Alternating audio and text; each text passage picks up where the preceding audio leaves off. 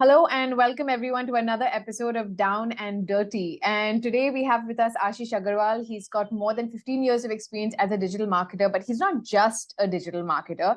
He's a prolific, influential digital marketer. In fact, recently he was awarded one of the 100 smartest digital marketing leaders award by the World Marketing Congress. And he's currently the director of digital marketing at Egen. So Ashish, super stoked to have you on the show, and thanks so much for joining. Do you want to add anything to what I've just said to introduce you? No, that was a very generous introduction, Tapsi. Thanks for that. And thanks for having me on your podcast today. I'll be happy to contribute, in any way that I can. Fantastic. So let's start by first, maybe a little bit of background. How did digital marketing happen? Like, how did you fall into this space? Yeah, I mean, I think like if I even look at my peers, all of them have kind of stumbled into digital marketing. It's because at like I've done my MBA. So Hmm. in MBA, like I was specializing into marketing electives at that time, but there was nothing such as digital marketing, like what you would find today. Like now there are specialized courses which have come about, or even electives in MBA colleges, but there was nothing of that sort at that time. So before my MBA, I worked. I'm a computer engineer actually by Hmm. heart, and I worked for 3 years as a software developer. So I was into tech all along, and then I got this opportunity to do my MBA. I was more inclined towards marketing, and tech was something which I was into. So at that time, this thing was coming up, wherein more and more tech was getting into marketing. So I mean, I think that was a sweet spot for me Yeah. personally. And like after my first job, like I worked in ATOS Intel for 3 years. And then I got an opportunity to work at a digital marketing agency. So I thought, why not grab this opportunity and explore if this is something which, I would like to do going forward. So that's how I got into it. And even my background of being a computer engineer kind of helped me get a better grasp of things. And once I joined that agency, there it has been like a roller coaster ride. I've been worked with different agencies, different clients. I've done trainings on my own, done freelancing, worked in in-house marketing teams of a lot of different sized companies, I would say, from a very company of, let's say, below 10 people to large companies. So I've kind of gone through a lot of things post that. So yeah, that's how I kind of, stumbled into it. And how I got into the agency, like one of my peers at my MBA college, he kind of was also struggling at that point of time. And he got this opportunity to work with Icon THG, that's the name of the company in Bangalore. And so they were looking out for people who were interested, and he kind of referred me to that company. So I mean, the network I built at my MBA also kind of helped me get there. Yeah. Great that you got that nudge, because look at where you are now. So that is, uh, so what is for someone who may not fully understand, as a senior professional, right? You've got over 15 years of experience in doing this. What do you, and at the level of a director, what does the life of a digital marketer, director of digital marketing look like? From the time clock into work, or maybe even a little before that, till you clock out, what's the spread? Yeah, I mean, see, I think I've been lucky to, be a very hands-on with all of digital before I became a director in this field, because I think that's very important for somebody who's kind of leading a team. They need to be hands-on, and the more you are hands-on with there are a lot of different functions within digital. So, like modern digital marketing is pretty complex now. So you have a lot of different things like you have social media, you have SEO, you have paid advertising, you have CRM, you have lead gen, demand gen. So a lot of things that you need to look into. So like I've been fortunate to kind of be hands-on with most of the things. So now how I work is like I work with a team mostly. The team can be in-house or they can be freelancers that we are working with, or we also work with agencies. So my day-to-day definitely consists of like communicating with my team about they're having difficulties, what they're working on. So there needs to be a short stand-up call of sorts, where we just discuss these things, and then like uh, it can be a lot of things. Like there's some element of reading involved daily because it's a very dynamic field. We need to keep up to date. Like recent developments, for example, like AI tools coming in, like Chat GPT and a lot of other things. So if you're not aware, you might miss out on how the world is changing and how you need to take advantage of things. So there's some element of reading involved. Definitely working with the team. Then, since I'm in a senior role right now, there are a lot of elements of strategy which come into play. So, like I'm planning something or figuring out, let's say, what has worked for some of the competitors, for example, and then seeing, how that fits into our scheme of things. So a lot of strategizing. From an execution standpoint, I do take part into things when I feel, that I can, like my experience can add to it. So I do, I like to be hands-on. So like if there is some part of the project that I pick, like for example, recently, like we were researching around, let's say some bottom of the funnel keywords that we want to rank for in SEO. So I mean, I took that up and I started doing that research. I also ran some LinkedIn ads. Like doing that research, coming up with what can work for us, the strategizing and all that. So it's a combination, I would say, of like consuming information, managing your team, people you work with, strategizing. Even if you like to be hands-on, you can also do that. And in recent times, I would say, even building a personal brand is important. So investing some amount of your time in building your personal brand also matters. So it's a combination of all these things, I would say. Got it.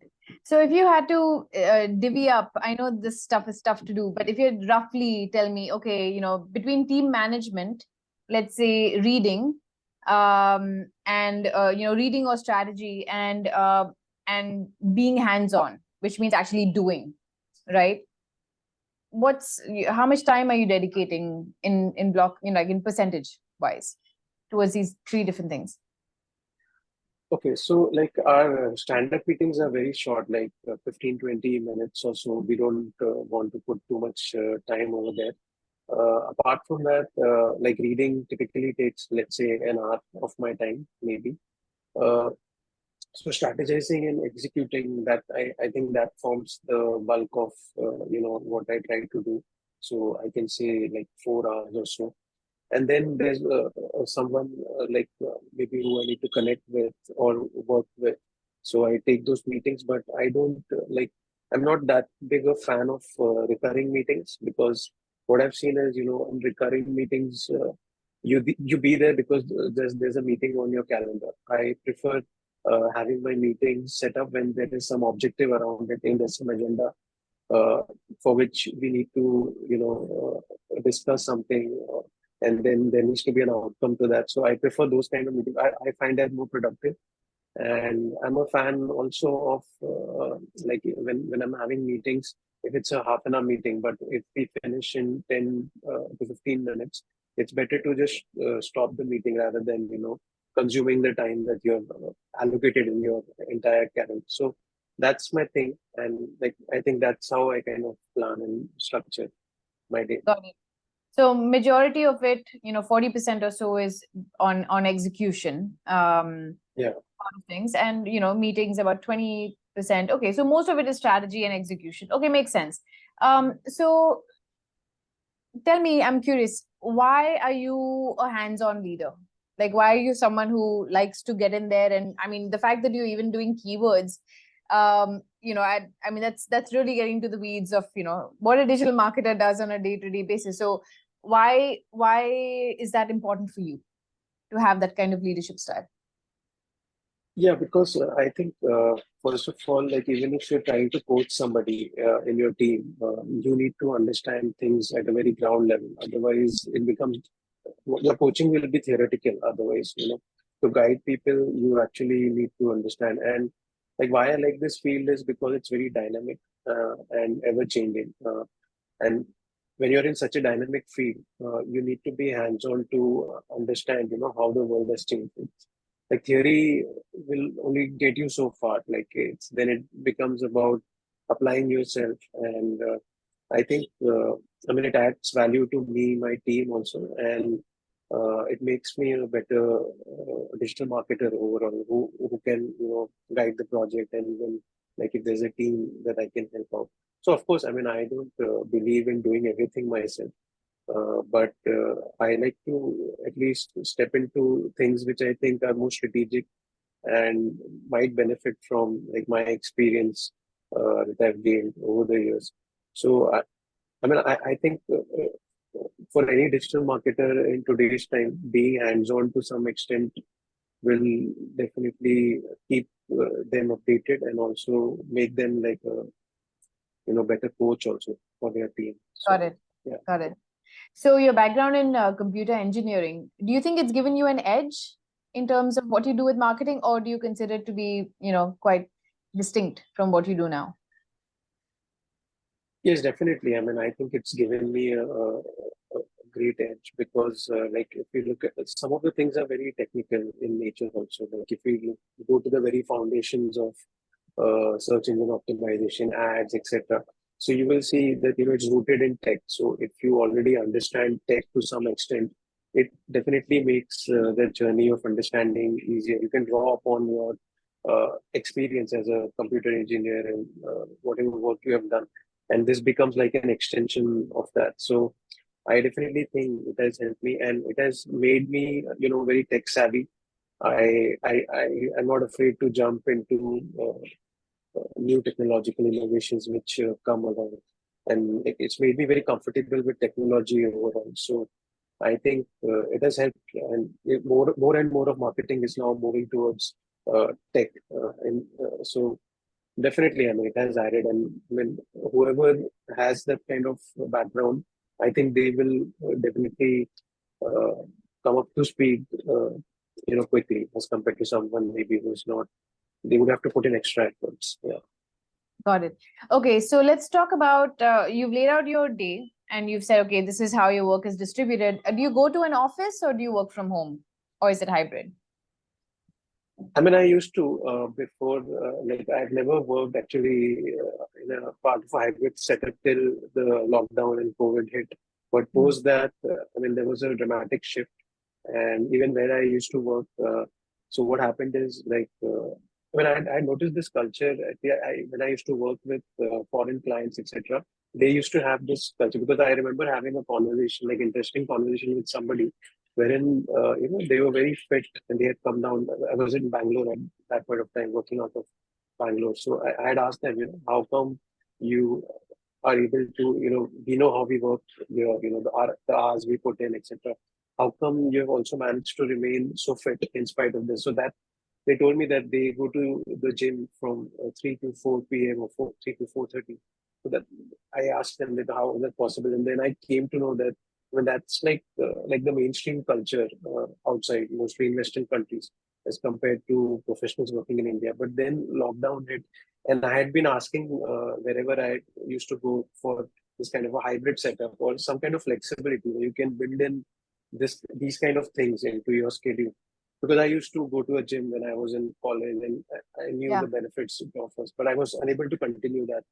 right. So then this, it's, I would not say it's a boom, but at least from this Yeah. culture point of view, there was a dramatic shift, like in the company where there was we started working as all of us, like in the lockdown period from home. And then companies realized, that people, they can trust people and the same amount of work actually does get done in this kind of setup. So I think that helped. And from that point onwards, I think apart from when I was working in NPCI International, that time it was a hybrid setup, but otherwise I've been working mostly permanently remotely from that point onwards. Yeah. Remotely. Okay, so you're remote, even currently you're remote with Egen. Yes, permanently. Right. Got it. Okay. Okay. So, this is interesting. So I would like you then to give me a sense of, what kind of tools and software infrastructure do you depend on for your day to day, right? Maybe we can start with your browser. Like when you open up your laptop, are there some apps or some tabs that are always on because of the kind of work that you do? Is it, Do you have that? Do you have some of the steady constants? Yeah, I mean, of course, like my email calendar and like Teams kind of a app, Team or Slack, like a coordination app. Then there is a project management tool I like to use, Asana. So it has like all the details of the projects that we are working on and who's working on what, etc. So I think these are the basics which keep me up to date. And then like these are always on for me. Apart from that, then I get into tools as and when required. For example, like if I'm looking into competitor research, SEO, any kind of research that I need to get done, I will look at tools like Semrush. If I'm running ads, for example, I look at LinkedIn ads. Uh, because I'm working mostly in a B2B setup right now, so we use LinkedIn a lot. In fact, in LinkedIn, I like looking at like the people I follow in my domain, what kind of content they are putting out. I think there's a lot to learn on LinkedIn. And then you have YouTube also. Like if there's something you want to learn quickly, I think YouTube is has most of the information out there. So you can do a specific search and find out. So all these things are definitely. Then I use the MS Office suite of applications. You use the Google suite of applications, Drive, Slides, etc. So all those things are definitely something. And then other tools which I use are more specialized, I would say, based on what I'm doing. Like for example, like I use HubSpot for my CRM and marketing automation here, but that differs company to company what they prefer Right. using.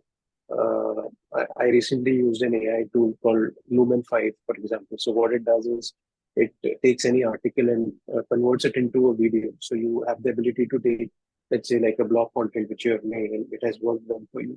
You can use that tool and quickly convert it into a video. So I've been using that now for. What's it called? It's called Lumen 5. It's actually a very good tool because it LUM allows. Yes, LUMEN, Lumen 5. 5. I would Okay. definitely suggest, yeah, I mean, Okay. anybody looking to create videos and already have some content, written content, it's a great tool. So, yeah. And I've been a very, like, I've used a lot of tools because I've been in and out of so many different environments of marketing. I've like used many tools, and over the years, like, I like to have this library of tools, that I can go to when I need to do something. So yeah.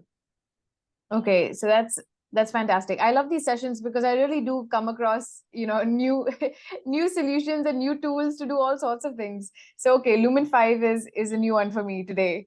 All right, so let's get into your tool of choice. So today we are going to talk about Semrush, right? You mentioned it as well just now in your list of tools that you use.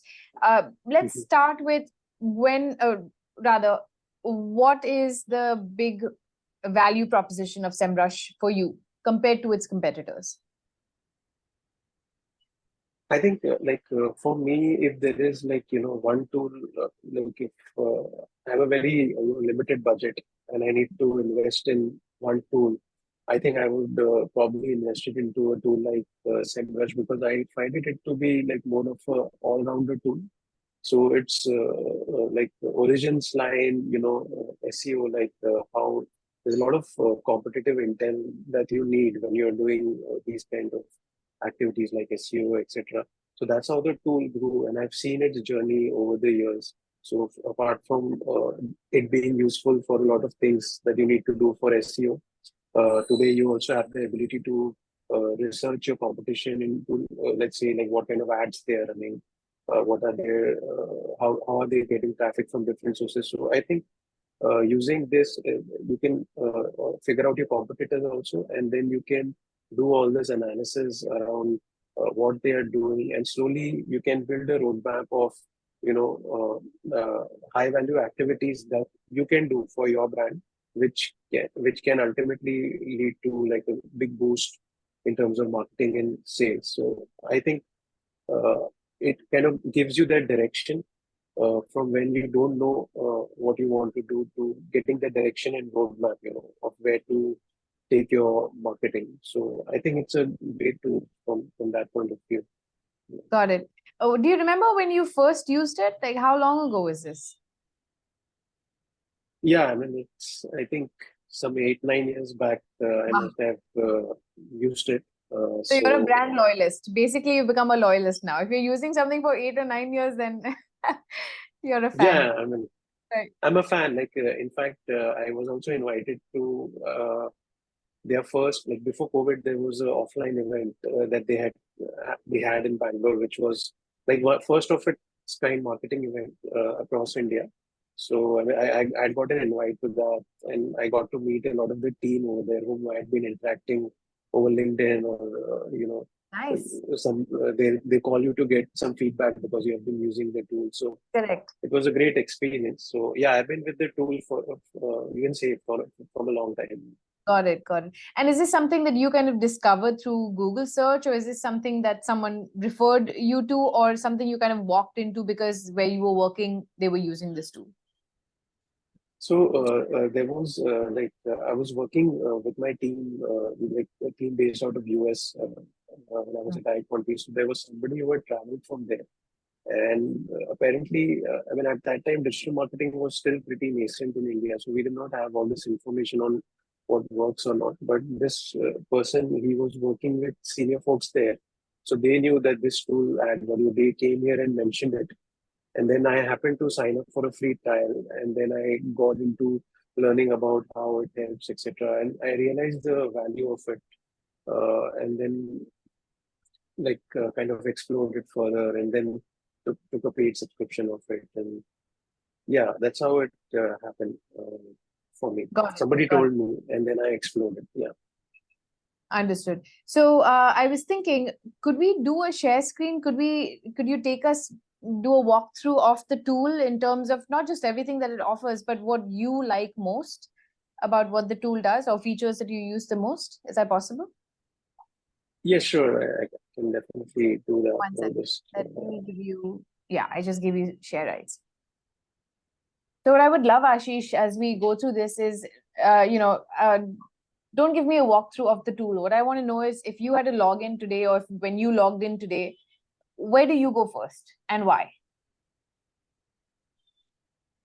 Okay, so like, see, there are, as I said, there are a lot of different use cases that you can, cater to with this tool. So, for example, let's say we are doing some kind of competitor analysis, okay, and we're trying to understand what content or what pages on the website are working, for example. So, let's say, for example, I've gone into organic research for Amazon.com. So here I can see 71.3 million keyword, etc. It's ranking for. I like to go into this pages section. So what it does is it tells me which are the pages on this website which is getting the most traffic. So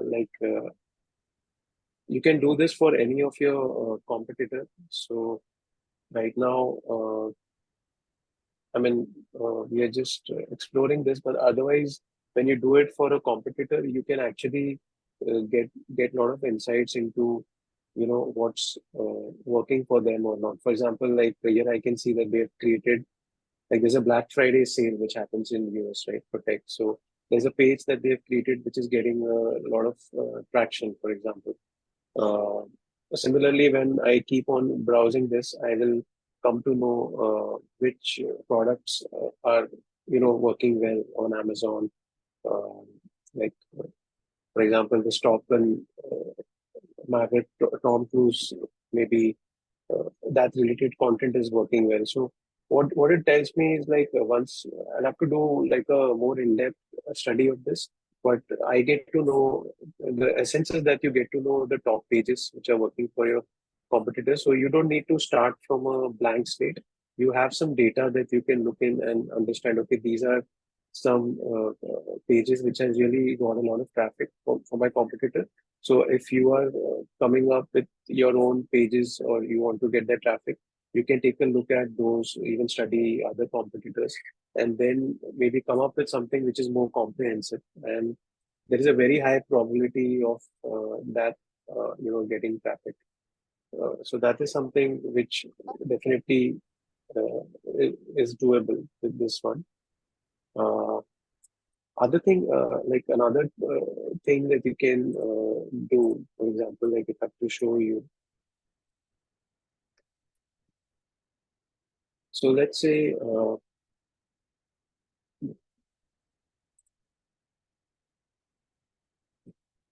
like there's a keyword gap tool over here. Okay, so what you can do is, like, if there's a domain that you have, you can plug in your domain, and let's say I've taken Amazon and Myntra over here. So what this tool can do is it will tell you what are the different keywords which are shared by the different competitors, but you are not ranking for example. So you can get to know, okay, if there are four competitors, and if they are ranking on, all of them are ranking on this particular keyword, but let's say I am not, so maybe it makes sense for me to make content, because if that's getting targeted by all of my competition and I am missing out, so obviously it's an important one. So I mean, it helps you uh, create that prioritization. What are some things that you should go after as a first priority. So this Got is it. also something, yeah, which then other things, like there's another keyword magic tool, for example. So let's say I searched for digital marketing here. So it kind of gives me all the list of keywords, in this particular domain that I can go after. So I use this a lot. It's like my primary tool for any kind of keyword insights I want, or any research that I want to do. So I use this a lot, and then there are a lot of different filters, etc., that you can use, which can help you, narrow down. And for example, there's something called as keyword difficulty, right? So how difficult is it to rank? So I can select, let's say, I put in 0 to 49, which are the list of keywords which are easier to rank in this particular domain. So quickly it filters and gives me, so you can see this keyword difficulty, it's Right, green right, and right, yellow. Yeah, right. so it tells me within digital marketing, the broad domain, what are some things that I should focus on, so that I can, there's a ability to rank quickly and get traffic and maybe get some business out of it. Apart from that, like this also takes it a step further. Like if you look at intent, there is informational, commercial. Now, let's say I want to write content which will end up giving me more business, but I don't want it to be like educational. So I can select commercial and transactional. So Wow. now, yeah, so suddenly I've got a list of things, keywords that I can write content for, which is easy to rank and can also give me business. So maybe if I am a marketer and I'm doing SEO for a brand, this is something which I would want to, immediately look at to get the maximum benefit for the brand or my client. So these things are, I think, pretty advanced and possible in very few tools. So definitely something that I use this a lot for. Okay, so actually, that was one of the questions that I had is, I mean, if SEMrush, I'm sure there are other tools that do. Have you tried other tools, and how do they generally fare to what SEMrush has to offer? So I mean, I think from a all-in-one perspective, because these are like a very few use cases. There are a lot of other things that we can do. So I think there is. I have not found any tool which has the all-in-one character with What is the which all-in-one SEO. actually? Can you give me an example In the of what sense, is all-in-one? yeah, all-in-one in the sense, like I can do my SEO. Yeah. I can do like link building as part of SEO. I can do that, like my on page and technical SEO, that Site I can audit. audit my site Okay. audits. I can, in fact, I can schedule it so it runs it at a regular interval, and I get an email Wow. that this is what changed from the last time. So I mean, I don't even need to worry about it once I've set it up. Cool. Similarly, if I go to advertising, I was telling you about research that I can do, like in terms of what ads they are running. I can do all that kind of research and find out, okay, organically, this is working from them. From a paid ad perspective, this is working. So again, like that all-in-one character comes out, like social media. I can post on my different accounts using this tool. It's not maybe like the ideal tool that you would want to use, Yeah. but it does have it. Like if you want to use it, then you can also plug in your competitors, and it will send you an email saying, okay, this is the top content that is working for them in the last 1 week or 1 month. So you're updated. Just by looking Yeah. at that Yeah. email, you get a sense. So that's also there. And Do you then, use do you use all of these, or do you rely on, of course, we've talked about keyword makes sense, website SEO makes sense. Which are the ones that you use it mostly when you say all for your work? In one platform, you're able to get your notifications. It seems like, you can set things, you can run an audit. That's great. It's off your mind, it's off your calendar, it's just happening. That right. sounds really productive. What are some things that you use frequently, with this tool? Okay, so like when I'm running paid ads, if I want to do research, like when you're running search ads, for example, on Google, Yeah, I can quickly see what the competitors are running, what ads correct. they are using, Yeah. etc. So I use that when I have to do research. Apart from that, social media, I mean, there's something called as a project that you can set up. So I set up all these projects, like even for social media. That's how you even set up the site audit. So set up social media, whatever features are there, I set it up so that I can get maximum information in my emails to the tool regarding all these different functions, so that I have a tab on what is happening with my competitors. One thing which I like to use a lot is something called as Ion. So Hmm. it's in this section called trends. So what it does is like it tells you like for some of your competitors, for example, like you can see here that okay, in the last 1 month, they have come up with 14 new search ads. So the most recent thing that they are doing. So I get to know that what is happening. So for example, recently, there were talks of recession coming in US, etc.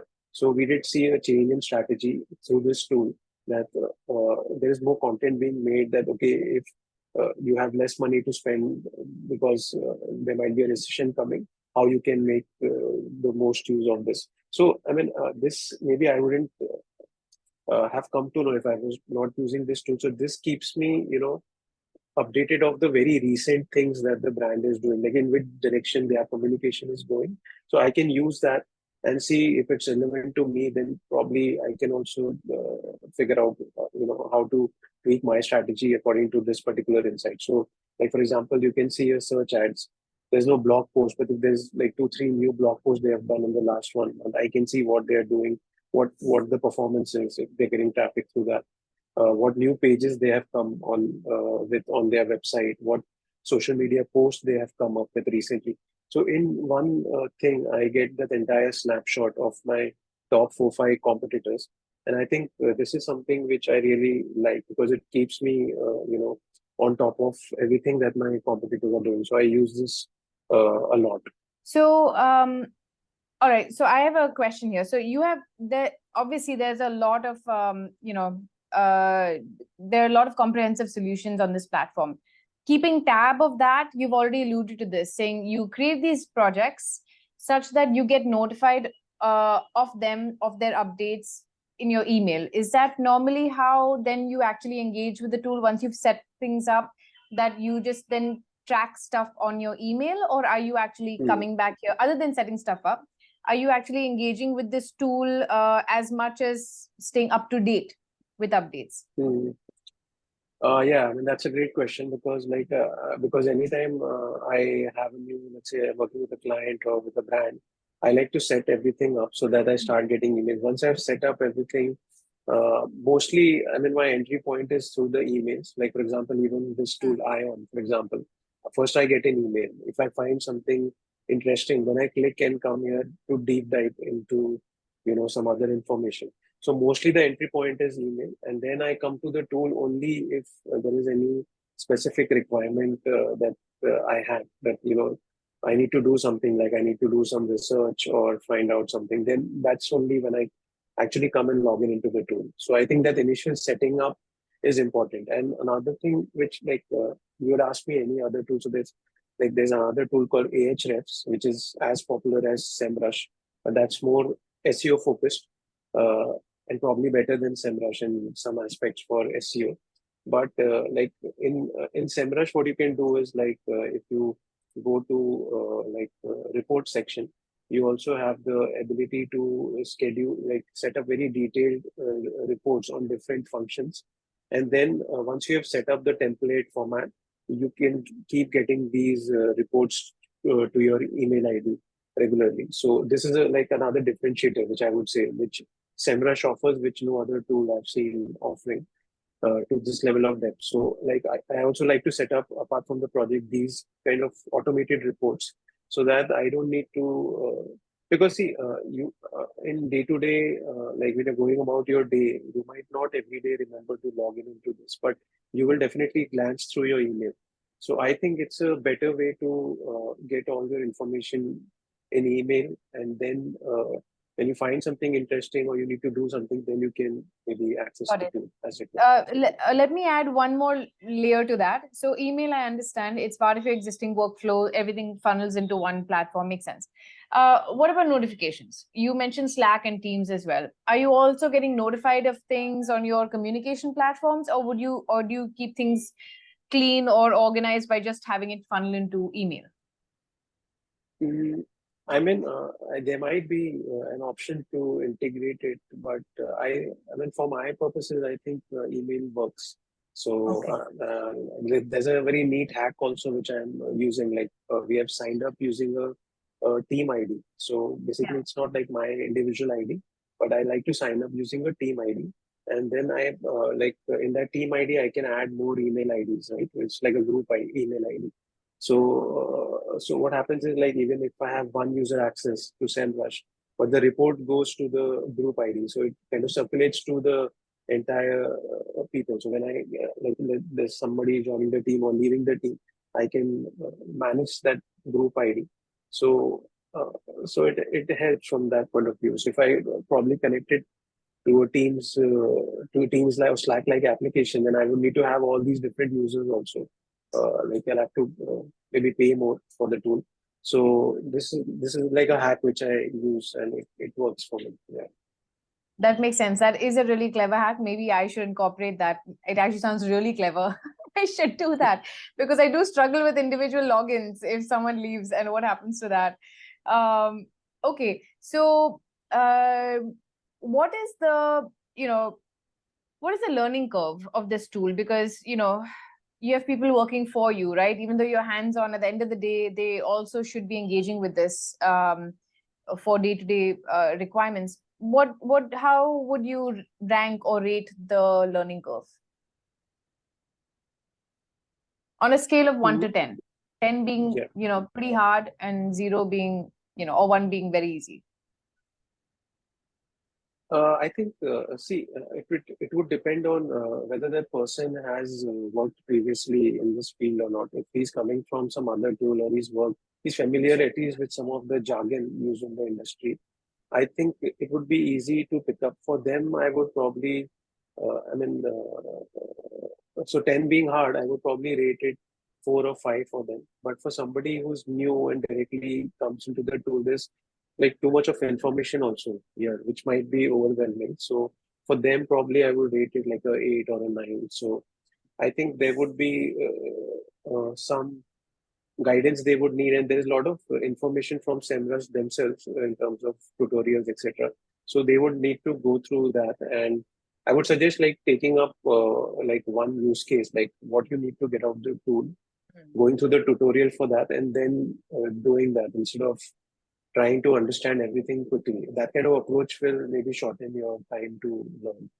But the tool is, it has a lot of information, and somebody very new, it will be overwhelming for them to directly come and try and operate, is what I would say. Okay. Yeah, it's a professional tool. It makes sense that, it would offer a lot, and you kind of have to understand or uncover the nuances, as you mentioned, use case by use case. So Yeah. what are the limitations of the tool for you? We talked about SEO, that probably, HFAS would be better than, than this right now for that. Anything else? Yeah, I mean, it works for SEO, competitor research. Yeah. That's you can do. You can do some. Yeah, I mean, from that perspective, I think competitive research and SEO. I think those are my key use cases which I use this tool Yeah. for.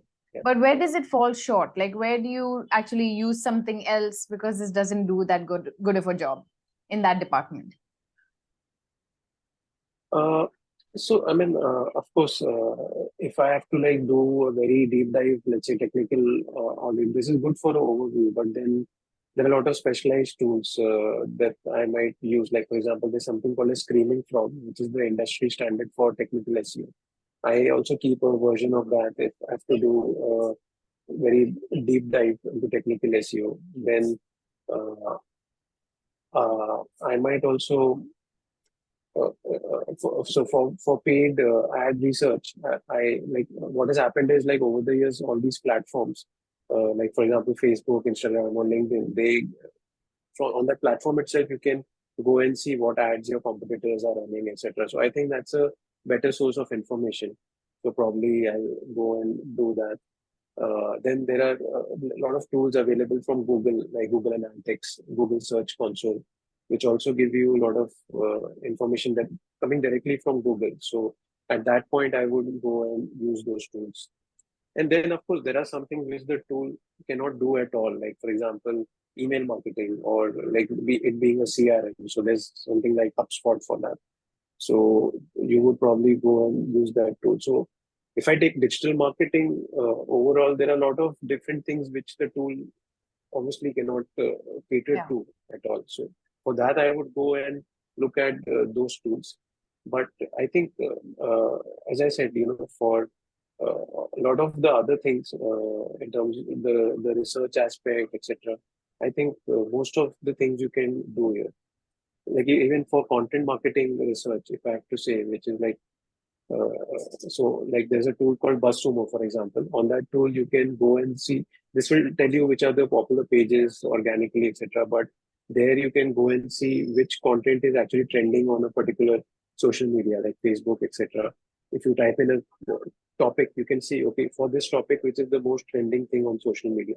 So that kind of information, I cannot get it through this tool. So if you're trying to get traction on some particular social media platform, then probably those kind of tools will come into picture there. So yeah, so Okay.